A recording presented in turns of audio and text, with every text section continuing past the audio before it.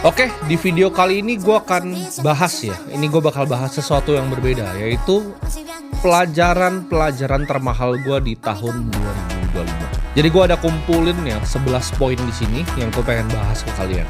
Sebenarnya hal kayak gini tuh suka gue bikin untuk diri gue sendiri ya. Jadi gue tuh paling hobi yang namanya nulis notes ke diri gue sendiri. Kalau zaman dulu tuh gue pakai buku, biasanya suka gue tulis ya antara mimpi gue, strategi gue.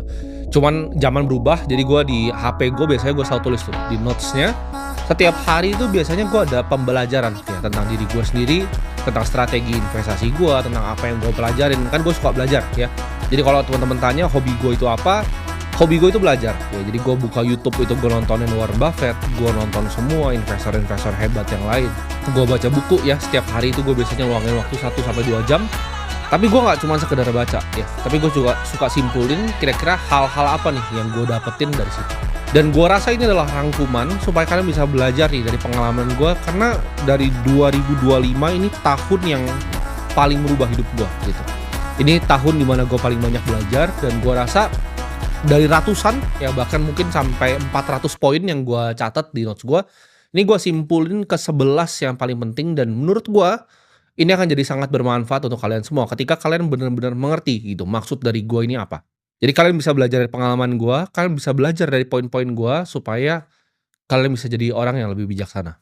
Pelajaran pertama ya yang gue pengen share ini mahal di hidup gue, karena gue belajarnya sangat-sangat lama, bahkan gue nggak pernah bener-bener mengerti sampai tahun 2025, yaitu untuk keep things simple ya.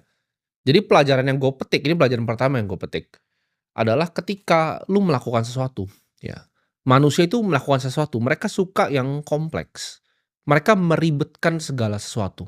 Ini nggak cuma di investasi, ini nggak cuma di bisnis, ini juga nggak cuma di hidup. Ketika gue belajar tentang simplifikasi ini, hidup gue berubah total, gitu. Banyak mungkin yang ngelihat gue, oke, Timothy ini usahanya ada banyak, ya. Dia adalah seorang pengusaha, seorang investor. Usahanya banyak sekali. Cuman kalau misalnya gue bisa ulang balik waktu, gue akan cuma punya satu usaha.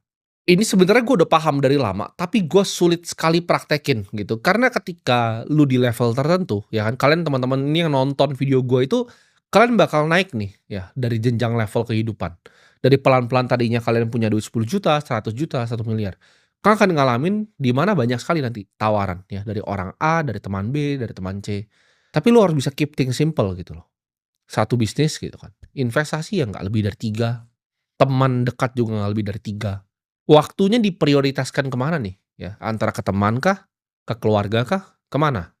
Kadang kita tuh nggak perlu bikin banyak sekali keputusan ya dalam 1 tahun.